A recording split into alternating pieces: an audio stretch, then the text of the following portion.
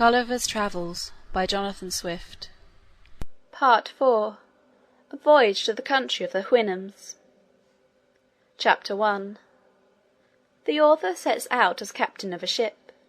His men conspire against him, confine him a long time to his cabin, and set him on shore in an unknown land. He travels up into the country. The Yahoos, a strange sort of animal described. The author meets two Houyhnhnms. I continued at home with my wife and children about 5 months, in a very happy condition, if I could have learned the lesson of knowing when I was well. I left my poor wife big with child, and accepted an advantageous offer made me to be captain of the Adventurer, a stout merchantman of 350 tons. For I understood navigation well, and being grown weary of a surgeon's employment at sea, which however I could exercise upon occasion, I took a skilful young man of that calling, one Robert Purefoy, into my ship. We set sail from Portsmouth upon the 7th day of September, 1710. On the 14th we met with Captain Pocock of Bristol at Teneriffe, who was going to the Bay of Campeachy to cut logwood. On the 16th he was parted from us by a storm. I heard, since my return, that his ship foundered, and none escaped but one cabin boy.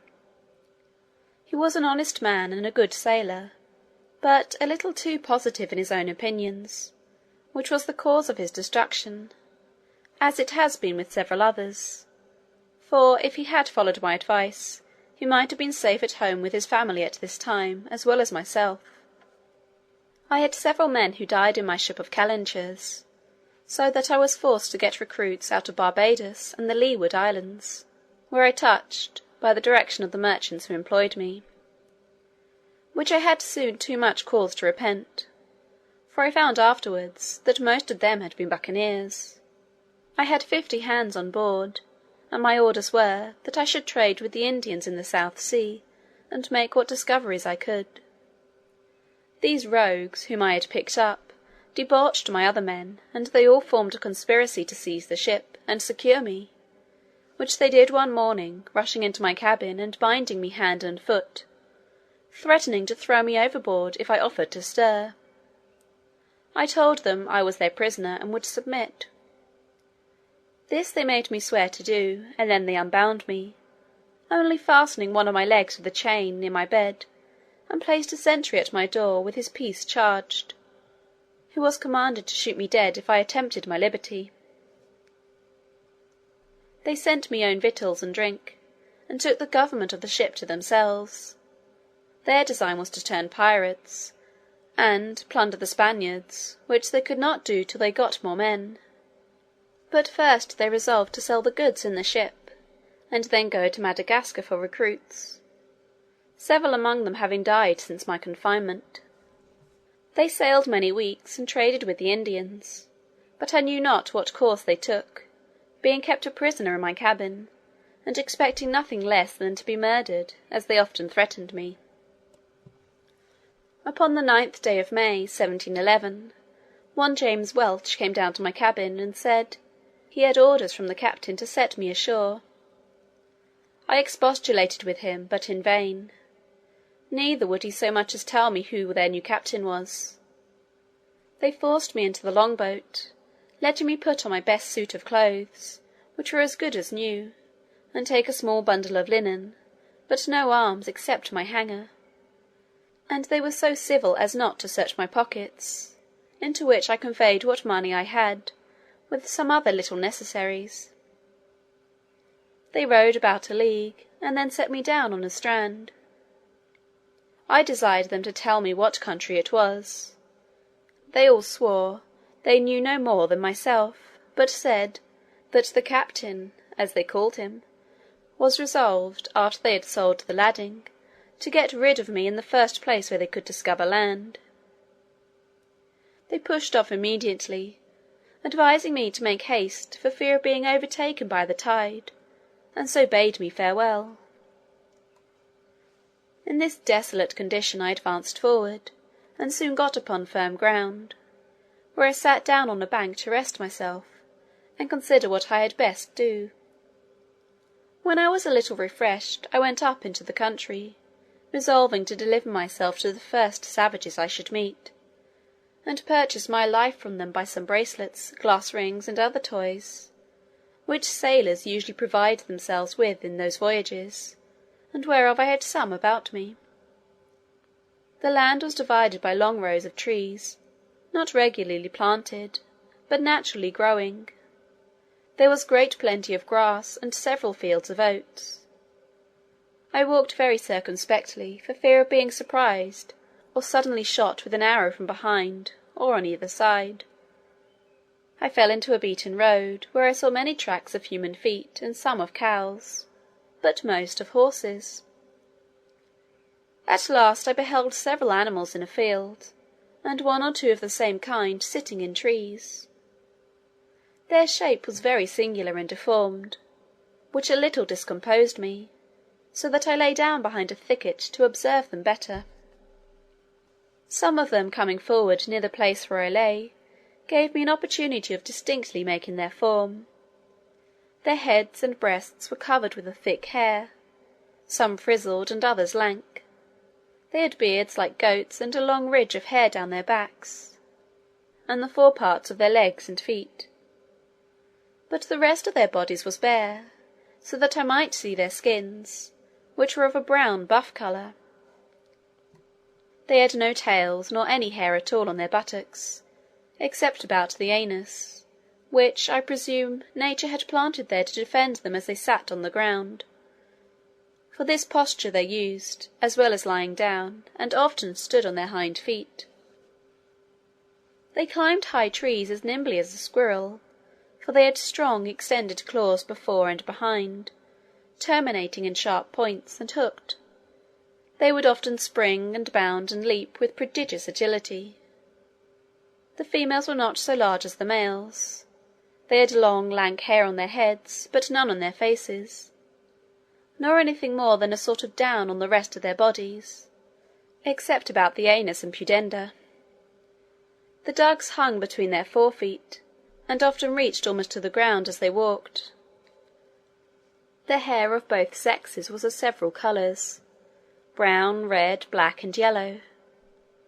Upon the whole, I never beheld in all my travels so disagreeable an animal, or one against which I naturally conceived so strong an antipathy; so that, thinking I had seen enough, full of contempt and aversion, I got up, and pursued the beaten road, hoping it might direct me to the cabin of some Indian. I had not got far, when I met one of these creatures full in my way, and coming up directly to me. The ugly monster, when he saw me, distorted several ways, every feature of his visage, and stared, as at an object he had never seen before. Then, approaching nearer, lifted up his forepaw, whether out of curiosity or mischief I could not tell, but I drew my hanger, and gave him a good blow with the flat side of it, for I durst not strike with the edge, fearing the inhabitants might be provoked against me, if they should come to know that I had killed or maimed any of their cattle. When the beast felt the smart he drew back, and roared so loud, that a herd of at least 40 came flocking about me from the next field, howling and making odious faces. But I ran to the body of a tree, and leaning my back against it, kept them off by waving my hanger. Several of this cursed brood, getting hold of the branches behind, leaped up into the tree, whence they began to discharge their excrements on my head. However, I escaped pretty well by sticking close to the stem of the tree, but was almost stifled with the filth, which fell about me on every side. In the midst of this distress, I observed them all to run away on a sudden as fast as they could, at which I ventured to leave the tree and pursue the road, wondering what it was that could put them into this fright. But, looking on my left hand, I saw a horse walking softly in the field, which my persecutors having sooner discovered, was the cause of their flight. The horse started a little when he came near me, but soon recovering himself, looked full in my face with manifest tokens of wonder. He viewed my hands and feet, walking round me several times. I would have pursued my journey, but he placed himself directly in the way, yet looking with a very mild aspect, never offering the least violence. We stood gazing at each other for some time. At last I took the boldness to reach my hand towards his neck with a design to stroke it, using the common style and whistle of jockeys when they are going to handle a strange horse. But this strange animal seemed to receive my civilities with disdain, shook his head and bent his brows, softly raising up his right forefoot to remove my hand. Then he neighed 3 or 4 times, but in so different a cadence that I began to think he was speaking to himself in some language of his own. While he and I were thus employed, another horse came up, who, applying himself to the first in a very formal manner, they gently struck each other's right hoof, before neighing several times by turns, and varying the sound, which seemed to be almost articulate.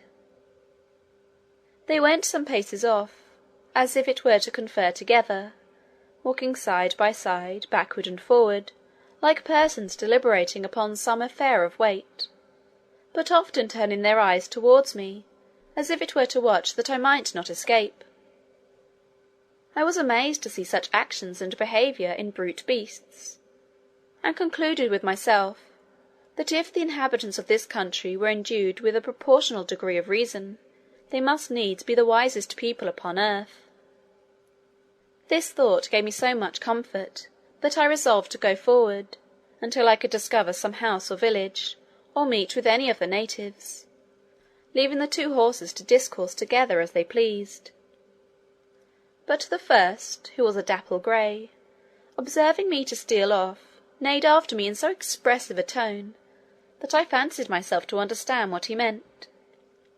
Whereupon I turned back, and came near to him to expect his farther commands, but concealing my fear as much as I could, for I began to be in some pain how this adventure might terminate, and the reader will easily believe I did not much like my present situation. The 2 horses came up close to me, looking with great earnestness upon my face and hands.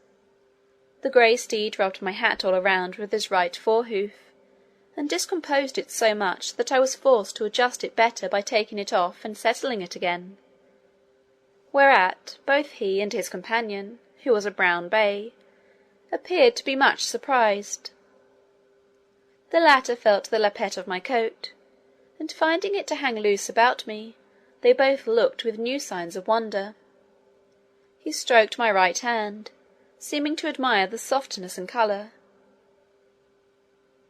but he squeezed it so hard between his hoof and his pastern that I was forced to roar, after which they both touched me with all possible tenderness.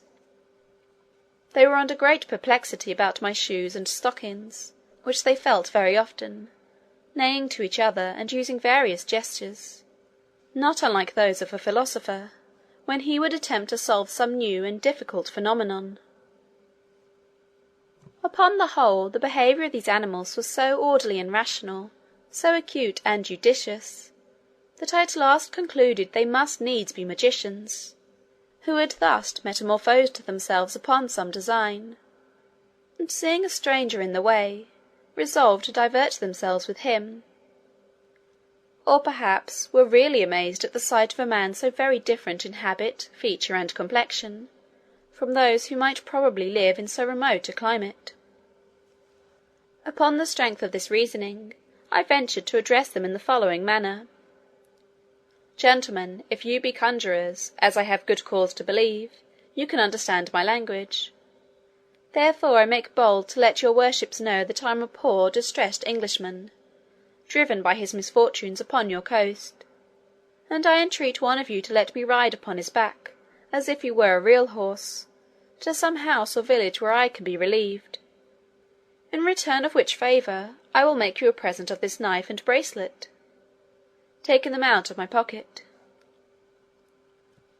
The 2 creatures stood silent while I spoke, seeming to listen with great attention, and when I had ended, they neighed frequently towards each other, as if they were engaged in serious conversation. I plainly observed that their language expressed the passions very well, and the words might, with little pains, be resolved into an alphabet more easily than the Chinese. I could frequently distinguish the word Yahoo, which was repeated by each of them several times; and although it was impossible for me to conjecture what it meant, yet while the two horses were busy in conversation, I endeavoured to practise this word upon my tongue; and as soon as they were silent, I boldly pronounced Yahoo in a loud voice, imitating at the same time, as near as I could, the neighing of a horse; at which they were both visibly surprised, and the gray repeated the same word twice, as if he meant to teach me the right accent; wherein I spoke after him as well as I could, and found myself perceivably to improve every time, though very far from any degree of perfection. Then the bay tried me with a second word, much harder to be pronounced, but, reducing it to the English orthography, may be spelt thus, Houyhnhnm. I did not succeed in this so well as in the former, but after 2 or 3 farther trials, I had better fortune, and they both appeared amazed at my capacity. After some further discourse, which I then conjectured might relate to me, the two friends took their leave, with the same compliment of striking each other's hoof, and the gray made me signs that I should walk before him, wherein I thought it prudent to comply till I could find a better director. When I offered to slacken my pace, he would cry, "Hun, hun." I guessed his meaning, and gave him to understand, as well as I could, that I was weary and not able to walk faster, upon which he would stand a while to let me rest. Part 4 Chapter 1